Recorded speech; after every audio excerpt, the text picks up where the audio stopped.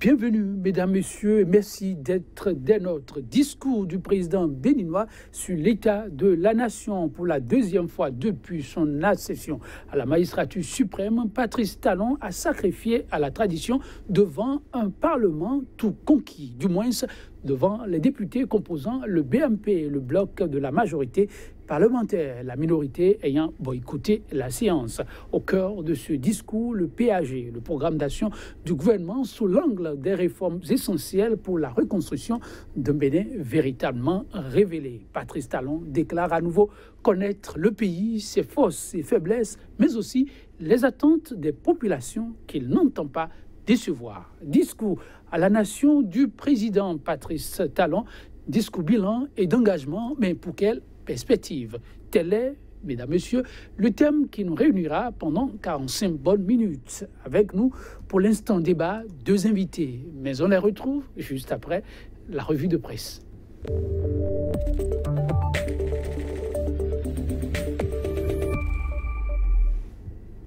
L'actualité est-elle vue par les journaux dans leur parution du jour? Nous aurons à la découvrir en compagnie de Kodjovi Ametonou, déjà installé. Kodjovi Ametonou, bonjour. Bonjour Joël Toti, bonjour également à nos amis téléspectateurs. Je m'en voudrais de ne pas vous souhaiter joyeux Noël, même si c'est déjà passé hier. Oui, c'est juste. Qu'est-ce qu'on peut retenir de l'actualité? Est-elle relayée par les canaux ce jour? Oui, c'est bien sûr la sortie du chef de l'État, son adresse donc sur l'état de la nation devant la représentation nationale qui a occupé la une de beaucoup de canards. Certains y sont allés juste en placardant le communiqué, donc l'extrait du discours, et d'autres des analyses. Des analyses, on voulait simplement le plateau. Merci donc Joël Toti. On démarre avec le quotidien Actu Express qui met en titre discours sur l'état de la nation 2017 entre grande déception et vœux pieux. Un bilan négatif, des perspectives incertaines. Et puis, à l'occasion de la fête de la Nativité, Sébastien Adjavon invite les Béninois à croire en l'avenir. Et puis, discours du chef de l'État sur l'état de la nation, un cocktail de mensonges pour amadouer un peuple en colère. C'est bien sûr le FSP qui fait ce constat. Le journal La Dépêche. Discours sur l'état de la nation et perspective 2018. Le peuple vivra-t-il de rêves, s'interroge le journal. Et puis Noël 2017, message de Sébastien Adjavon à l'endroit de la jeunesse. Et puis le journal L'Afrique en marche, discours sur l'état de la nation, 200 milliards dans le social en 2017 selon Talon, un discours déconnecté donc et négateur de la réalité du pays selon le FSP. Puis fête de fin d'année, Sébastien Adjavon formule ses vœux aux populations. Le Nouvel Observateur, discours de ruse sur l'état de la nation, le grand oral hypocrite de Patrice Talon, dossier gestion des cantines scolaires sous l'ère de la rupture, des enfants servis dans des sachets plastiques. Et puis le journal Matin Libre, discours sur la lutte contre la corruption, pourquoi Talon ne convainc pas? Lire donc la réaction du PLP. Puis notre voix, quotidien Notre Voix, mensonge d'État et propagande devant les députés, l'état réel de la nation selon le FSP, Talon a échoué. Discours trompeur sur l'état de la nation. Talon se croit toujours en campagne électorale. Puis point média, festivité de fin d'année. Sébastien Adjavon de cœur donc avec ses concitoyens. Et puis, discours à la nation, ce que Talon n'a pas dit. Et puis, Valentin Djenotin dépouille et déchiquette donc le discours du chef de l'État. Et puis, suspension d'une déclaration de la minorité parlementaire. On peut dire définitivement dans l'histoire par la petite porte qui avait parlé de Petit Mussolini. Et puis, fermeture annoncée de tous les médias en ligne. Joël Litonji. Merci, Kodjovi. Maintenant, j'ai envie simplement de vous demander le fait que vous avez relayé tout à l'heure relativement à la situation des médias au Bénin. Là, il s'agit des médias en ligne, en fermeture, parce que là, on demande aux médias de se mettre en règle. Se mettre en règle, oui, mais de quelle manière, lorsque vous parlez de médias en ligne, si le code de l'information l'exige, c'est de bon droit que les uns et les autres se mettent au pas. Maintenant, qu'est-ce que le gouvernement concrètement, à travers donc la HAC, je veux dire, met dans les médias en ligne. Parce que c'est à croire que tous ceux qui interviennent via les satellites, à travers donc l'Internet, seront interdits d'antenne. C'est difficile, parce que des médias qui ont leur site Internet régulièrement actualisé, puisque aujourd'hui, avec la technologie, vous pouvez même, avec les portables, réaliser des vidéos et les mettre en ligne donc, sur votre site. Est-ce que cela voudra dire que vous allez pouvoir fermer aussi? C'est là la grosse interrogation. Donc, qui sont ceux qui sont visés dans cette injonction de la Haute Autorité de l'audiovisuel et de la communication au Bénin? La question reste posée. Pour être plus situés, les professionnels des médias sont invités à se rapprocher de la HAC. Mais assez de bruit de botte autour de cette préoccupation. Nous y reviendrons sans doute plus amplement. Quand nous vient maintenant un autre petit sujet, mais très important, il s'agit de la santé des enfants. Je lis ici à la une de l'Observateur, dossier gestion des cantines scolaires sous l'ère de la rupture des enfants servis dans des sachets plastiques. J'ai du mal à le croire. Si cela s'avérait, c'est suffisamment grave quand il s'agit des enfants. Puisque vous savez, quand vous mettez, selon les études, de l'aliment chaud dans du sachet plastique, surtout pour les enfants, les petits garçons, ça commence déjà pas à agir sur la procréation à partir de cet instant. Alors, les petits garçons. Ah oui. Les filles n'ont pas de problème. Jusque-là, c'est beaucoup plus les hommes que cela concerne. Ça agit donc sur la reproduction à travers donc la production déjà du liquide séminal. Alors, si on en vient à distiller de la nourriture à un grand nombre de cette manière, vous voyez déjà ce qu'on est en train de préparer. Si c'est de cette façon on veut réduire le boom démographique en Afrique, applaudissons. En tout cas, on n'aura pas de cesse de le dire, manger dans du sachet plastique, manger chaud, c'est à déconseiller. Il y a un projet de loi déjà dans ce sens. Quand devient maintenant, merci beaucoup, mesdames, messieurs, merci de nous avoir suivis. Ce sera tout pour la une des journaux. On se retrouve demain pour notre rendez-vous dans ce sens. À demain.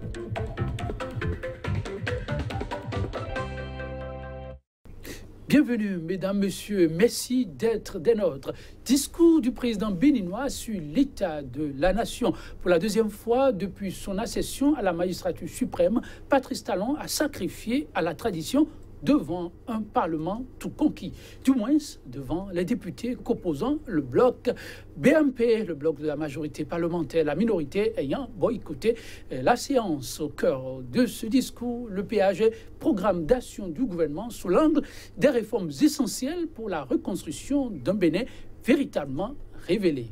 Patrice Talon déclare à nouveau connaître le pays, ses forces, ses faiblesses, mais aussi les attentes légitimes des populations qu'il n'entend pas décevoir. Discours à la nation du président Patrice Talon, discours bilan et d'engagement, mais pour quelle perspective? Mesdames, Messieurs, tel est le thème qui nous réunira pendant 45 bonnes minutes. Avec nous, pour l'instant, débat, deux invités. Paul Amoussou, communicant, il est le président du laboratoire de la réponse. Paul Amoussou, bonjour. Bonjour, monsieur. Merci de nous rejoindre. Ça fait un petit moment par ici. Bien sûr, je suis heureux de revenir sur votre plateau. Sachez que le plaisir est partagé. En face de vous, un combattant de la lutte politique. C'est ici que ces militants l'appellent affectueusement Irénée Agossa. C'est son nom. Il est le président du parti Le Nationaliste. Irénée Agossa, bonjour. Bonjour, M. Joël, et bonjour aux téléspectatrices et téléspectateurs de Sika TV. Merci d'être des nôtres. Grand oral du chef de l'État. C'était attendu, l'arrivée, les avis restent partagés, comme on peut s'y entendre, comme c'est souvent le cas en tout régime démocratique. Le chef de l'État est revenu amplement sur bon nombre de dossiers, mais essentiellement les nombreuses réformes qui sont en cours et qui touchent presque tous les secteurs vitaux. Chers invités, avant d'entrer amplement en profondeur sur quelques-uns de ces chantiers, parce qu'en 45 minutes, on ne pourra pas tout éplucher, je vais vous demander d'abord votre première lecture en suivant ce discours, un discours qui aura comblé fondamentalement vos attentes. La réponse, on peut l'imaginer, connaissant un peu votre bord, mais j'ose vous la poser, la question. Non, un discours d'abord qui s'est déroulé dans une ambiance politique qui n'est pas celle qu'il fallait pour un président qui se veut un président de tous les Béninois. Parce qu'en réalité, s'il devait tenir ses discours, ça serait devant tout le Parlement. Ça veut dire que l'ambiance politique au sein du Parlement reflète déjà l'ambiance politique au sein de la nation. Le chef d'État n'a pas pu réunir avec sa majorité l'ensemble du pays au Parlement pour pouvoir tenir ce discours, qui est un discours très important. L'autre chose sur laquelle je voulais intervenir souvent et que je voulais dire, c'est l'habillement culturel du chef de l'État. Quand vous suivez l'habillement du chef de l'État, suivez le président burkinabé, suivez le président nigérian, vous allez voir que ça reflète bien sûr l'image de leur pays. Ils ne sont pas européens, donc ça prouve déjà que lui-même, il n'est pas connaisseur du pays, il est totalement extraverti. Du point de vue même debout, on le voit qu'il il ne consomme pas le Bénin, il est ailleurs. Alors comment peut-il tenir un discours qui pourra satisfaire nos besoins ici? Il est dans un physique qui ne cadre pas avec nos réalités. Ce physique ne traduit-il pas plutôt une ouverture au monde? Pas du tout. Si c'était l'ouverture, il allait être reçu là-bas. Donc, il n'est pas reçu là-bas. Ça veut dire que cela n'a aucun sens. On revient là-dessus. Ce discours n'a pas comblé nos attentes. Je ne sais pas. Il n'y a pas de chiffres. Il n'y a pas d'espoir. On ne sait pas ce qui a été fait en temps, ce qui reste à faire. Cela est basé sur quoi? Quel est le niveau des recettes aujourd'hui? Et comment nous voulons alors dépenser et gagner de l'argent et distribuer cet argent? C'est aussi simple. Quand vous voulez faire un bilan à une petite commerçante veut faire un bilan, elle vous dit son étalage. Elle dit ce qu'elle a vendu, elle dit ce qui reste à vendre, elle dit les perspectives, elle dit ce qu'elle va gagner et comment elle va distribuer ce qu'elle va gagner. Ça, c'est le b.a.-ba. Mais quand vous voyez le discours du chef de l'État, cela n'est pas clair dedans. C'est pourquoi c'est mal articulé, et je peux vous dire que nos attentes ne sont pas du tout satisfaites. Donc, il reste beaucoup à faire. Il reste encore des clarifications, ce qui dénote aujourd'hui de l'incohérence autour du programme d'action. Paul Amoussou, ce discours, vous l'avez suivi et vous avez votre appréciation laboratoire de la réponse. Quel est votre regard sur ce discours? Oh, absolument. Avant de me prononcer sur le discours proprement dit, je voudrais dire, en réaction à ce que vient de dire M. Agossa, à savoir que l'autre a chanté « On ne choisit pas les rues d'Alger, de Cotonou, de Paris pour apprendre à marcher. On est quelque part. » Ceci vous dit tout simplement que on ne choisit pas ces instants de vie. Si cela était possible, aucun obstacle, aucun écueil ne se trouverait sur nos chemins. N'est-ce pas? Donc le chef d'État n'a pas choisi. C'est que la minorité parlementaire exprime ses humeurs sous cette forme-là. Mais il est tenu par une obligation constitutionnelle à laquelle il a sacrifié. Voilà, ceci dit. Également, il y a un discours qui m'amuse beaucoup. Je ne sais pas si qu'on s'approvisionne chez, si vous me le permettez, à la boutique Smalto, ou qu'on puisse se draper dans un large djellaba coupé dans du was anglais ou du vlisco hollandais. Qu'est-ce qui fait très méritoire? Qu'est-ce qui fait vraiment authenticité africaine? That is question. Toute la question est là. Donc, tout cela est bien évidemment bien secondaire et complètement subjectif. Chacun d'apprécier. Quant au discours, sur l'essentiel, le discours, moi je voudrais d'abord me prononcer sur la forme. Je crois que nous avons eu tout simplement du Patrice Talon en toute éloquence. Et en mieux, d'autant plus que vous qui êtes journaliste, vous le savez très bien, le chef de l'État a un débit très speed. Et selon votre auditoire, vous n'êtes pas toujours entendu, suivi quand vous avez un tel débit. Mais cette fois-ci, moi j'ai la satisfaction de relever que le chef de l'État a quelque peu modulé son speech, son débit très speed, je le note, et c'est ma satisfaction sur la forme d'abord. Quant au fond, on reviendra là-dessus dans le débat. Heureux de l'apprendre. C'est ça aussi, la pluralité d'expression qui fait la vitalité. Aussi, l'importance de ce plateau. Irénée Agossa, j'ai comme l'impression que vous avez quelques apports à faire avant que je ne vienne sur le fond, parce que c'est l'essentiel aussi. Oui, parlons de la forme même. le discours, que le chef d'État soit éloquent ou pas, là n'est pas le problème. Moi, mon problème est que nous voulons voir, tout Béninois veut voir au niveau du chef de l'État si ce qu'il vit comme problème se retrouve dans le débat du chef de l'État, dans ses observations, et que les solutions sont dedans. Donc, c'est ce que le Béninois veut comprendre. Donc, je me mets au niveau de tout Béninois. Je crois qu'ici, il n'y a pas eu cette satisfaction. L'articulation du discours, quand vous voyez le président a parlé des 3 piliers essentiels, vous lisez le discours depuis le début, mais vous allez voir qu'il y a un mélange total. Si c'était une rédaction qu'il fallait noter, on allait dire que la forme est mauvaise. C'est-à-dire que quand vous suivez l'articulation du discours, elle n'est pas symétrique. C'est une articulation à plusieurs pôles. Des éléments des éléments, oui. Quand vous voyez, il a annoncé 3 piliers. Oui. Les 3 piliers devaient être énumérés dans un système cohérent et voir les détails sur chaque pilier. On ne les retrouve pas. Il y a un mélange d'agriculture, de santé, de tout, un mélange. Et cela dénote de quoi? C'est quand vous n'avez pas une vision claire, quand vous n'êtes pas cohérent dans ce que vous êtes en train de faire, vous mélangez tout dans un discours. Et ceux-là, ça, c'est comment on prépare un discours bilan du chef de l'État. C'est les ministères qui envoient les niveaux d'activité. Ça veut dire que s'il y a eu ce mélange, c'est qu'au niveau des ministères, il n'y a pas eu un travail consistant. Et s'il n'y a pas un travail consistant, c'est qu'ils n'ont pas pu rien faire. Ils n'ont pas pu faire plutôt quelque chose de cohérent au sein du gouvernement, dans l'action gouvernementale, pour qu'ils aient des résultats. On ne sent pas cette cohérence dans la rédaction du discours du chef de l'État. Moi, ce que je voulais dire est important. Nous sommes africains et il y a des débats sur lesquels nous devons venir. Écoutez, quand vous prenez un chef d'État qui veut parler ainsi et que toute la nation doit le suivre, à l'intérieur comme à l'extérieur, il faut que cela reflète l'image du pays. Du point de vue culturel, d'autant plus que le chef d'État lui-même, il crie que c'est la culture, la tradition de chez nous qui nous permettra d'évoluer. Ce qu'on peut vendre réellement, c'est ça. Mais il se met où? Il fait travailler qui?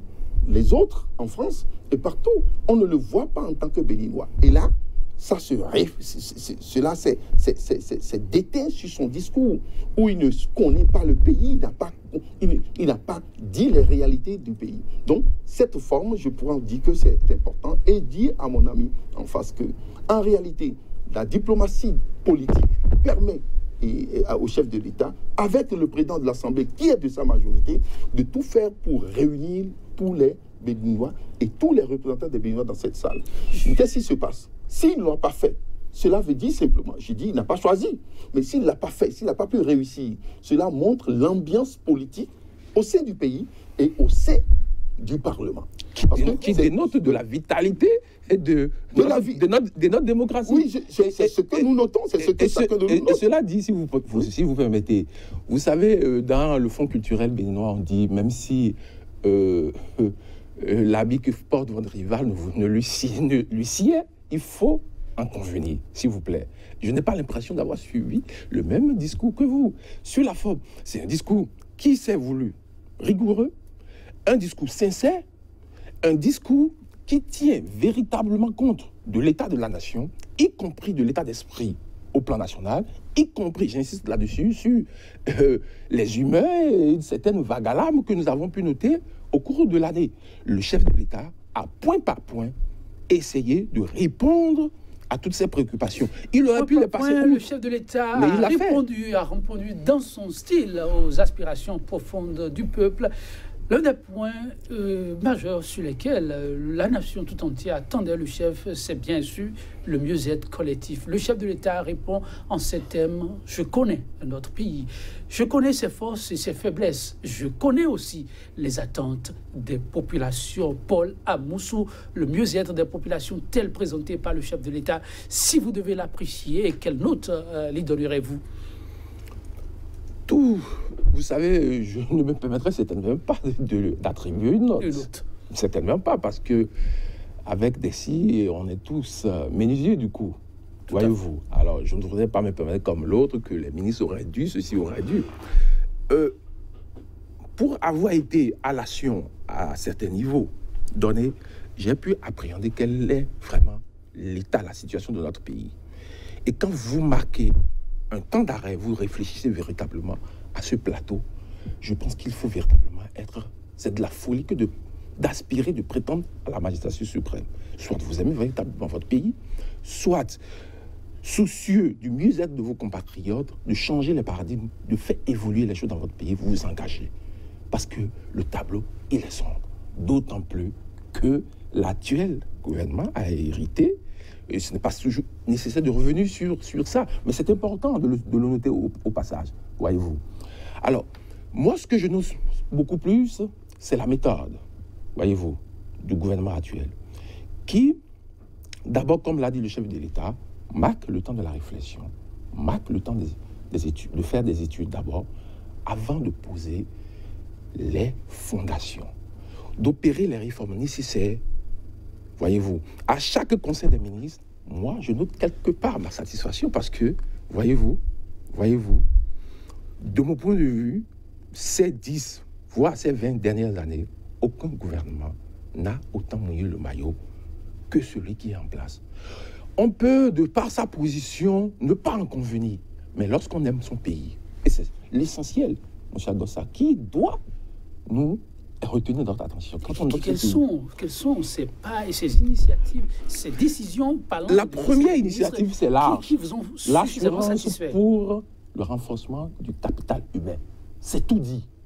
Très fier du capital humain déployé actuellement. Non, je dis le projet ARCHE, Assurance pour le renforcement du capital humain. Je mets au défi quiconque de me sortir un projet qui soit plus ambitieux ou, à tout le moins, aussi ambitieux que l'ARCHE. Voyez-vous, l'ARCHE, c'est l'assurance, c'est la santé universelle, la couverture en santé universelle qui existe ailleurs. C'est quelque chose de génial que ce gouvernement a voulu mettre en place et qui, de mon point de vue, est l'expression de la solidarité nationale. Voyez-vous. Et la méthode, le mode opératoire de l'ARCHE me paraît génial. Pourquoi? Parce que, et si vous avez bien suivi le discours du chef de l'État, il a noté, il en a parlé brièvement lorsqu'il a dit, quand bien même il est dans l'attente de rendre opérationnel l'ARCHE, ils ont dû, compte tenu de l'urgence et des attentes exprimées par les femmes notamment, on a dû réactiver les microfinances, voyez-vous. Mais l'ARCHE, c'est quoi? Moi, personnellement, je le trouve génial.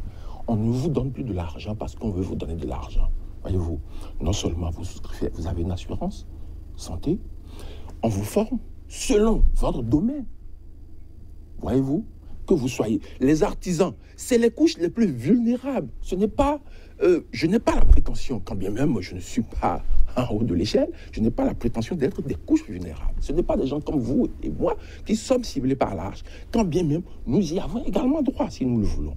Mais c'est les artisans, c'est les femmes des marchés qui seront relevés grâce à l'ARCHE. Donc vous êtes formés, ne serait-ce que comment gérer le fonds qui sera mis après coup à votre disposition.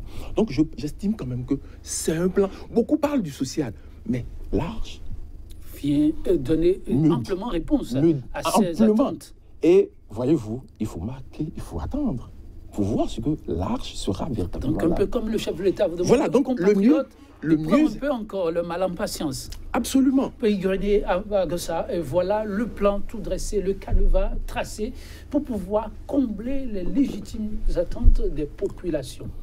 Ouais, je souris un peu parce que je crois que nous ne sommes pas dans le même pays. Nous ne sommes pas dans le même pays et évidemment, votre chef d'État n'est pas dans le même pays. Attention, je dis, Patrice Talon reste le chef des Béninois. C'est une manière de parler. Je dirais son chef d'État, puisque nous risquons de ne pas avoir le même. Parce que quand j'écoute ce qu'il dit et ce que moi j'ai à écouter, mais écoutez, nous n'avons pas en face le même homme. Et nous ne sommes pas dans le même pays. Et son chef d'État n'est pas dans le même pays. C'est pourquoi il dit il est en dehors. Mais quand il parle de la méthode, je veux parler simplement, avant d'aller dans le fond. Quand vous parlez de la méthode, je voudrais parler aujourd'hui d'une petite conversante. Quand vous voulez faire un bilan, c'est quoi?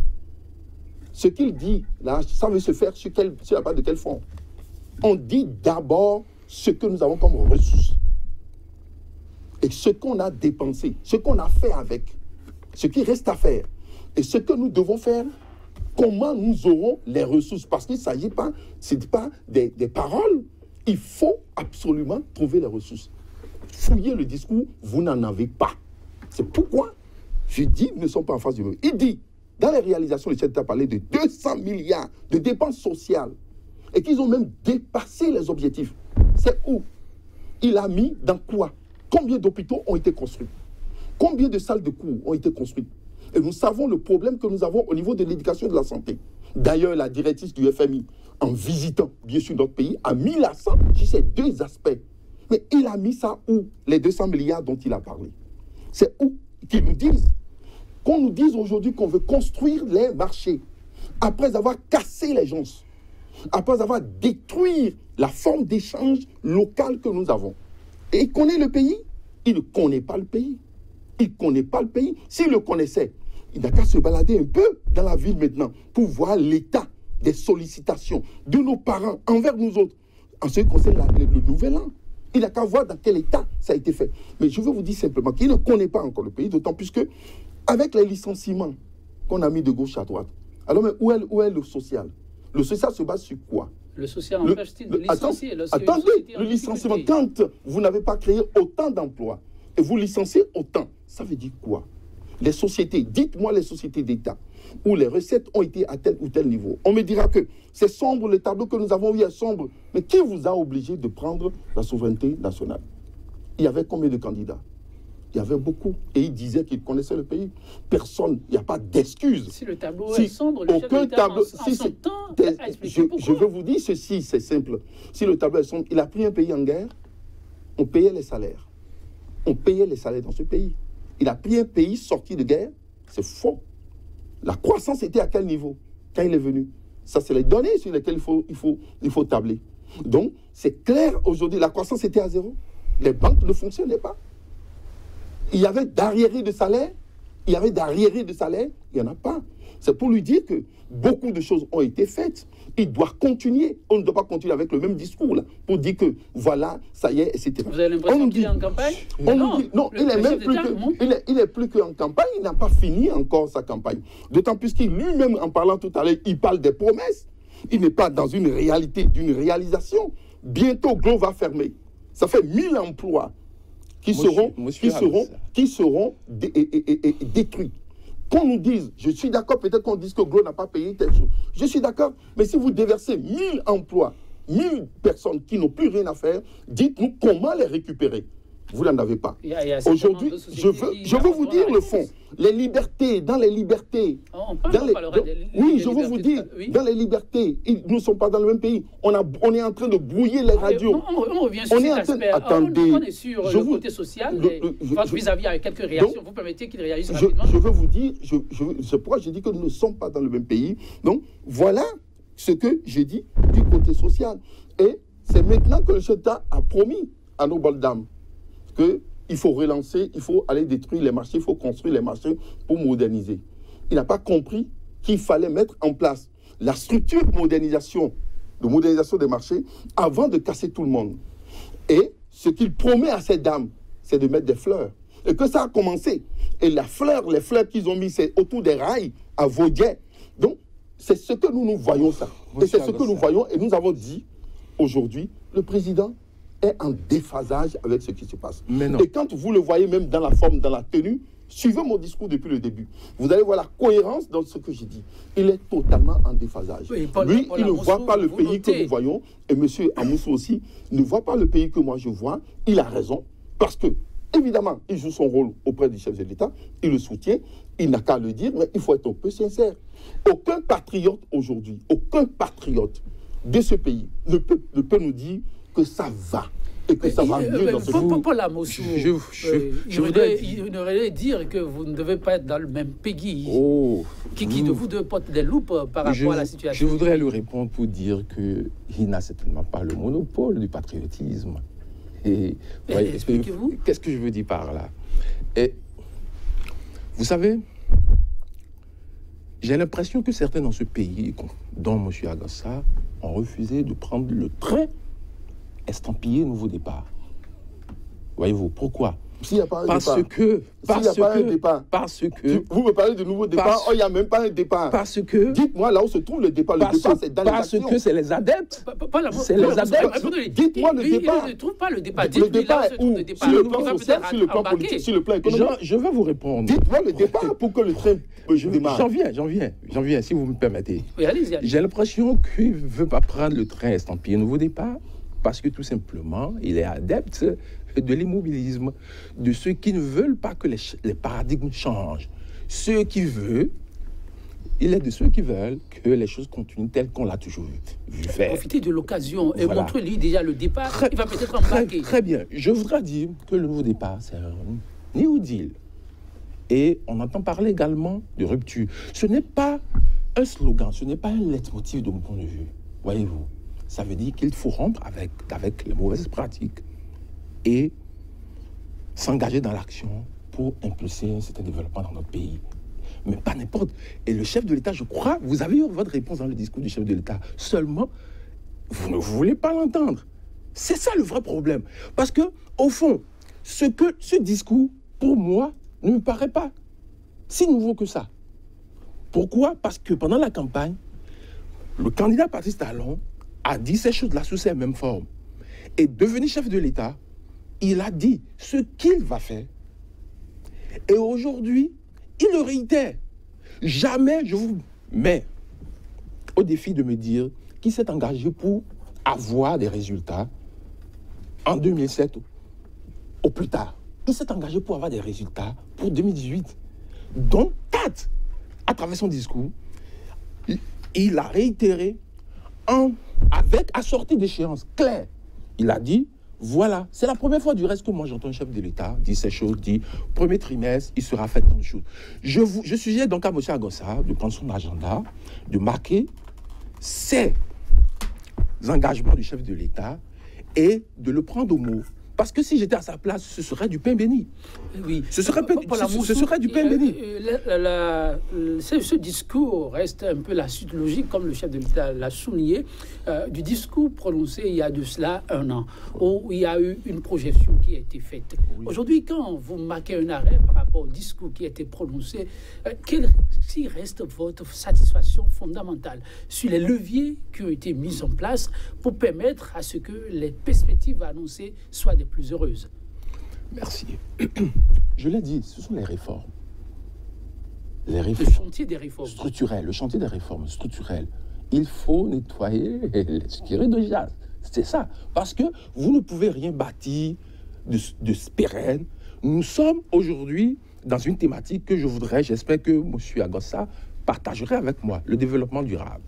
Le développement résilient. Qu'est-ce que cela dit? Ça veut dire que chaque sou que vous dépensez, vous le dépensez sur une base solide.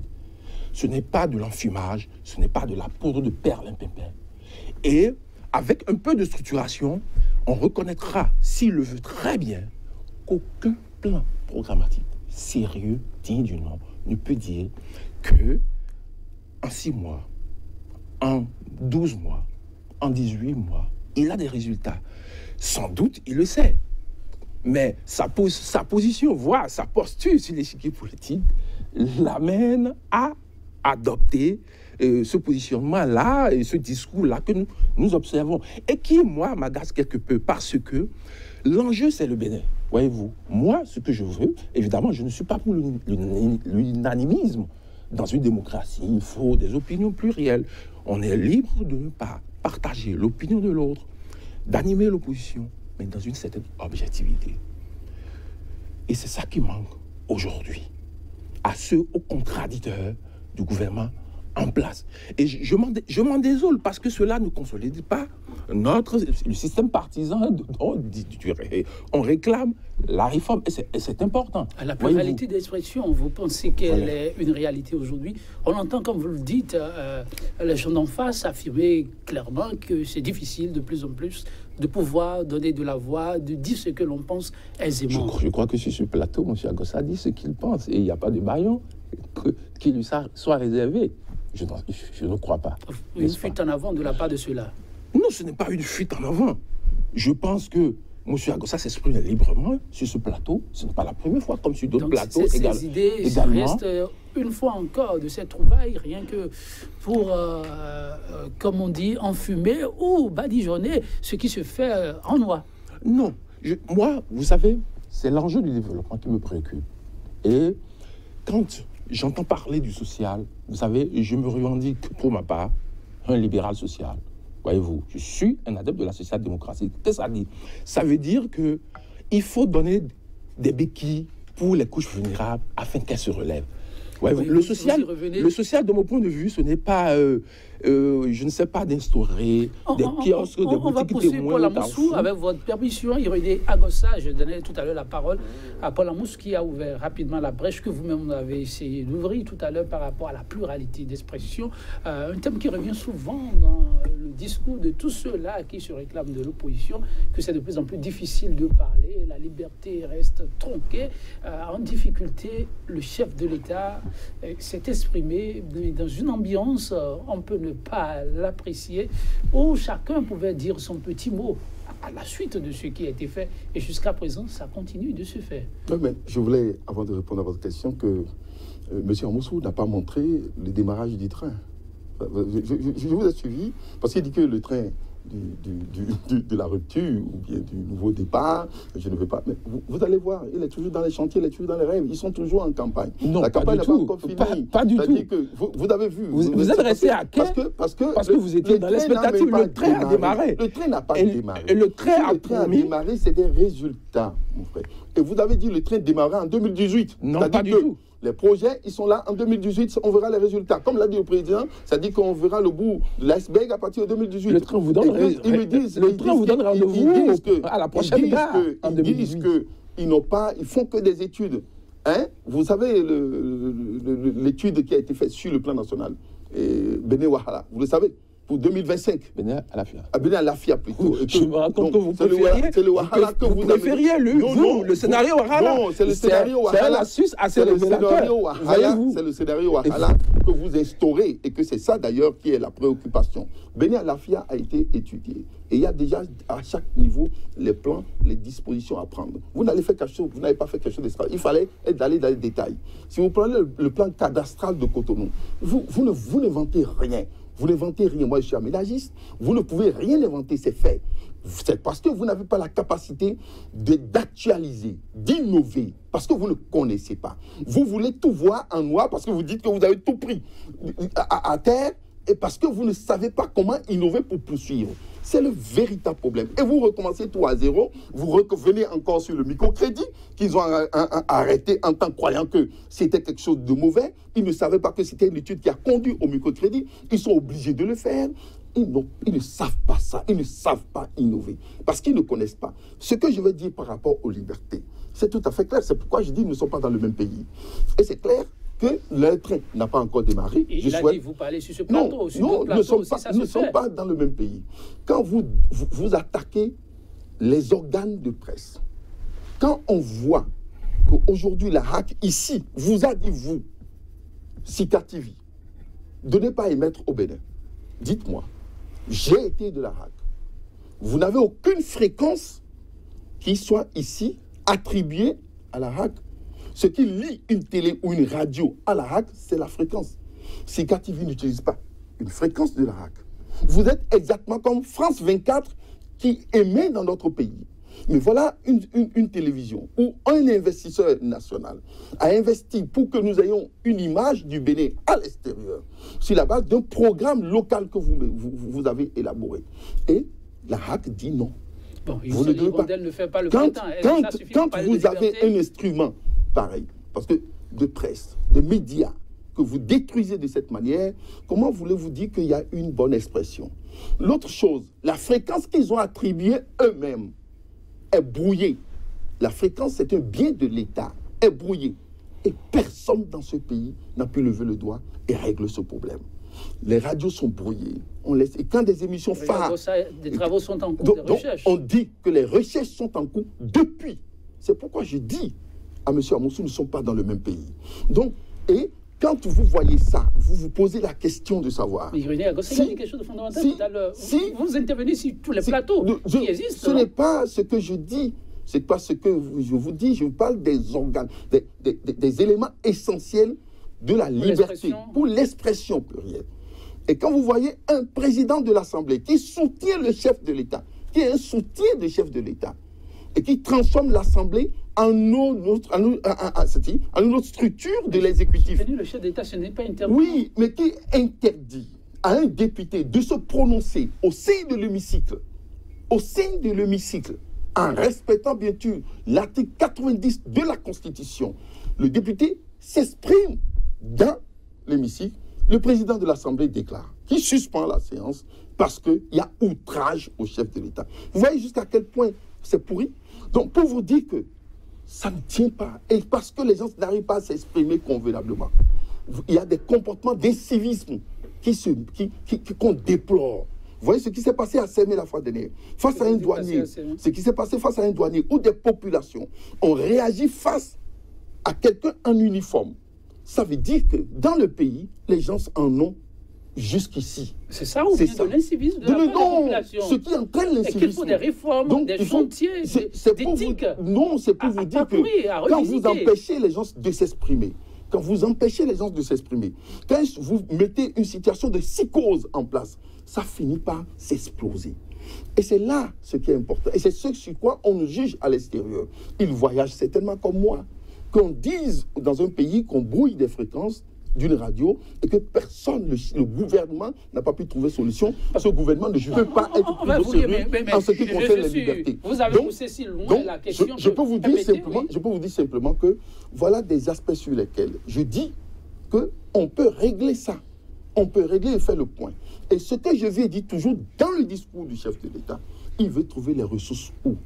Dans le secteur privé, venons sur le plan économique, vous allez on y revient. Le secteur privé tout de suite. Le secteur privé, le secteur public aussi n'est pas en forme. Il veut votre vis-à-vis d'intervenir par rapport à la Moussou. Oui, votre vis-à-vis a poussé un peu le bouchon par rapport à la question de liberté. Sur des préoccupations qui retiennent l'attention tout de même, la question des fréquences, vous l'observez comment? C'est vrai que depuis un certain temps, une chaîne de radio, en l'occurrence que vous connaissez très bien, c'est de plus en plus difficile pour ces auditeurs que vous êtes, j'imagine aussi, de pouvoir suivre ce programme comme cela se doit être depuis la situation perdure.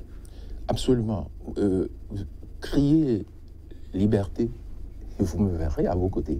C'est sûr. Voyez-vous. Vous avez vu sur certains fronts par le passé. Alors, je déplore que Soleil FM soit dans cette situation-là aujourd'hui. Ce n'est pas toujours heureux qu'il y ait de cette situation qui laisse croire que à l'extérieur, notamment par les organismes qui mesurent la liberté, notamment de la presse, qui vivent forcément mal ces genres de situations et qui ne confortent forcément pas la cause de notre pays. C'est ainsi que ça se passe. Mais moi, je voudrais, contrairement à un état d'esprit que je déplore dans le pays actuellement, je ne voudrais pas juger a priori. M. Agossa a beau accuser, moi je ne suis pas, j'aime appeler un chat un chat. Mais j'ai pas dit j'ai parlé du gouvernement. Vous voulez donc dire que c'est le gouvernement qui a brouillé? Non, je dis les responsabilités du gouvernement. Les fréquences appartiennent au gouvernement. Vous avez été conseiller à l'ARAC, vous savez très bien que cela relève des prérogatives de l'ARAC. Le gouvernement, les fréquences appartiennent à l'État. Le chef de l'État, c'est le chef du gouvernement, le président de la République. Mais en l'état actuel, je crois savoir que ce sont les prérogatives de la haute autorité de l'audiovisuel, de la Constitution et de la communication qui sont sollicitées, quitte à elle de faire appel au gouvernement pour l'appuyer, pour résoudre ce problème-là, voyez-vous. Cela dit, contrairement à ce que dit M. Agossa, moi j'ai l'impression, nous sommes bel et bien dans le même pays, et j'ai l'impression que forcément, et cela s'entend, que nous ne faisons pas la même lecture, cela s'entend également. Jamais je n'ai, depuis 2 ans, observé autant d'outrecuidance à l'endroit d'un chef d'État de notre pays. Ça fait un moment que je suis observateur, averti de la vie publique. Voyez-vous, je n'ai observé autant d'outrecuidance qui sont tolérées du reste. Ah bon? Vous ne me direz pas le contraire. Vous voulez des archives? Attendez que je finisse. Voyez-vous, autant d'outrecuidance qui sont tolérées, autant de contre-vérités, d'affabulation, d'accusations mensongères n'ont été autant portées sur la place publique et qui sont restées lettres mortes. Je crois que la liberté, l'expression de la liberté inclut également, est une question de responsabilité. L'un ne va pas sans l'autre. Il en est ainsi, voyez-vous. Donc, pour la question de la liberté, voilà ce que je voudrais. Moi, je crois aux institutions de notre pays. Il en est ainsi également de la justice. Je ne voudrais pas juger, contrairement à la pratique qui a vraiment, on dirait, pris le dessus aujourd'hui dans notre pays, juger par des a priori. À tel point que le chef d'État, vous l'avez suivi lors de sa rencontre avec les syndicalistes du secteur de la santé, quand il leur a demandé « Mais pourquoi donc jugez-vous a priori de la mauvaise foi du gouvernement avant même qu'il ne puisse mettre en branle les mesures que vous auriez pas, oui, dit que vous soupçonneriez, vous penseriez, tout cela est au conditionnel, que le gouvernement va mettre en œuvre. Je ne voudrais pas m'inscrire une crise de confiance ambiante. Voilà. Qu'est-ce qui peut expliquer cette crise de confiance qui revient de façon persistante, d'après vous? Oui, cela se comprend parce que, vous savez,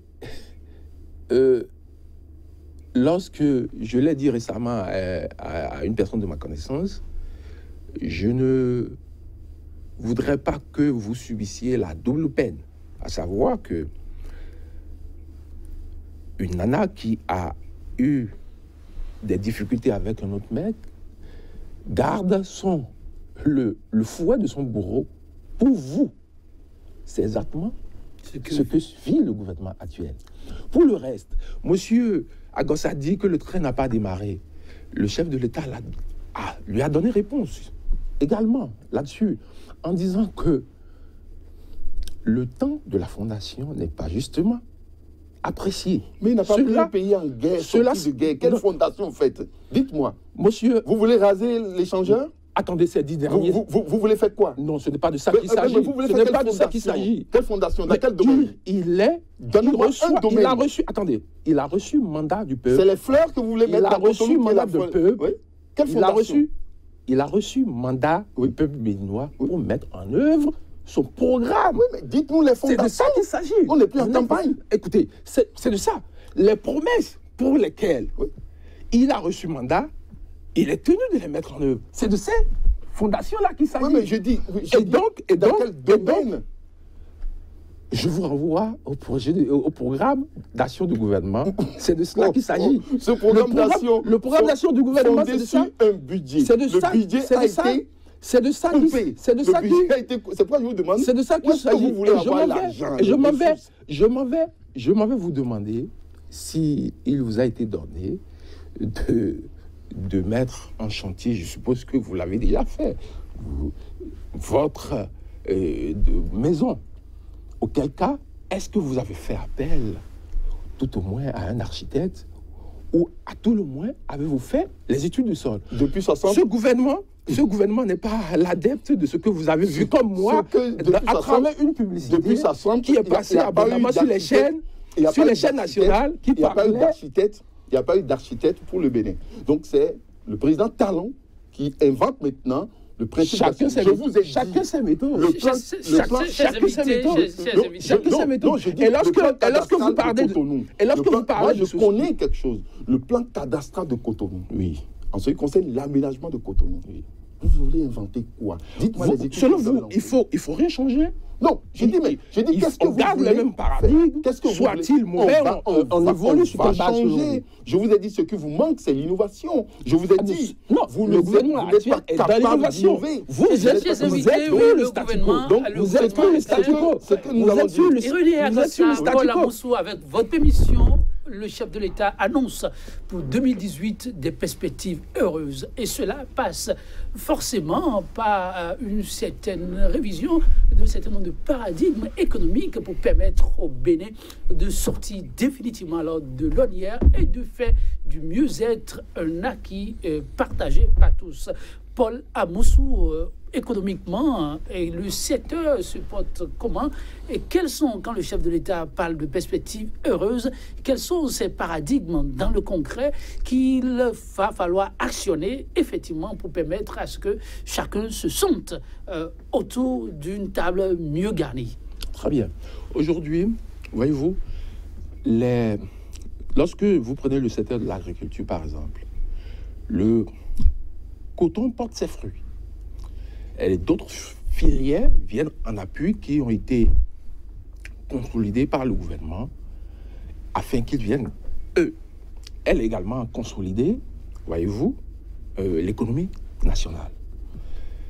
Sur le plan social, puisqu'on en parle abondamment, l'assurance pour le renforcement du capital humain entrera en vigueur. Le chantier pour le économique, relèvement. allons-y rapidement, il Oui. paraît qu'on n'a que 2 minutes. Oui. Économiquement, comment trouvez-vous ce qui est... J'ai bonne envisagé? foi. J'ai bonne Vous foi. avez bonne foi. J'ai bonne foi.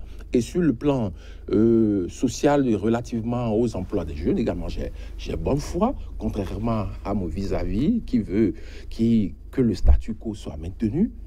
Le gouvernement actuel travaille pour le changement de paradigme, notamment en matière de formation professionnelle et technique, pour que le Bénin également puisse capter, voyez-vous, les chantiers de l'innovation, les chantiers des technologies de l'information et de la communication, les chantiers de la modernisation tout simplement. Oui, Irénée Agossa, très rapidement. Le secteur privé est en panne. Et le chef d'État dit dans son discours qu'il continue le secteur privé pour pouvoir créer de la richesse et créer de l'emploi.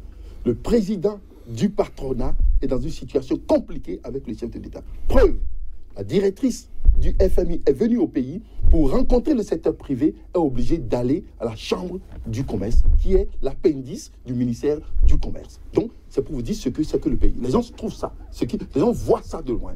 Le secteur privé est en panne. Donc, il n'y a pas d'investisseurs dans le secteur privé. On peut me dire combien d'investissements nous avons eu dans le secteur privé. Du coup, qu'est-ce qui se passe? Les banques n'ont plus confiance. Nos banques n'ont plus confiance. C'est le passif. Les banques n'ont plus confiance. C'est le passif. C'est du fait du passif on vous a donné la parole tout à l'heure, vous n'avez pas pu. Vous êtes revenu sur le social pour parler. Laissez-moi finir. Je vous dis, les banques sont plus en confiance parce que quand vous avez une situation pareille avec le président du patronat, vous savez ce que ça veut dire. Les banques ne sont plus en confiance et le partenariat public-privé est en panne. C'est le véritable problème. Le dos est en panne. C'est-à-dire que les structures qui prennent les chantiers, qui doivent investir, n'ont pas alors le soutien bancaire qu'il faut, à l'intérieur comme à l'extérieur du pays. Parce que vous avez dit que le président du patronat de votre pays est mêlé à une affaire de drogue. Vous avez fait cette publicité vous-même. Et vous n'avez pas pu dire qui a mis la drogue dans le conteneur. C'est là un véritable 2018, deuxième problème. 2018, le président dit qu'il faut lancer le pays. Comment peut-il lancer le pays quand dans son discours, il n'a pas parlé de l'importance du Nigeria, il n'a pas parlé de l'importance de la France avec la monnaie qu'il utilise. Ça va être votre mot de fait. Donc, je veux dire simplement que le président de la République ne connaît pas encore ce pays. Il est à la recherche de l'élément de stabilisation. 2018 serait encore plus compliqué s'il est dans la même logique. Paul Amoussou, 2018, comment entrevoyez-vous pour le peuple béninois? 2018, je crois, offrira des perspectives heureuses pour les Béninois. Merci. Et je m'en vais vous dire une chose, une confidence d'un proche du chef de l'État qui dit « Le président Patrice Talon est un orgueilleux positif, s'entend dire qu'il ne sera pas dit c'est le président qui n'a pas eu des résultats. » Merci à vous, Paul Amoussou. Merci, Irénée Agossa. C'est un orgueilleux. Mesdames, messieurs, positif, c'est un orgueilleux. 100% Bénin, mesdames, messieurs, vous l'avez compris. Les rideaux se referment ainsi sur le numéro du jour. Cette citation de Pierre revenez avant de prendre congé de vous. Vivre, c'est lutter, mesdames, messieurs, contre ce qui empêche simplement de vivre. Merci de savoir prendre le bon côté des choses. À demain pour un autre numéro de 100%. Vous voyez, monsieur Agossa.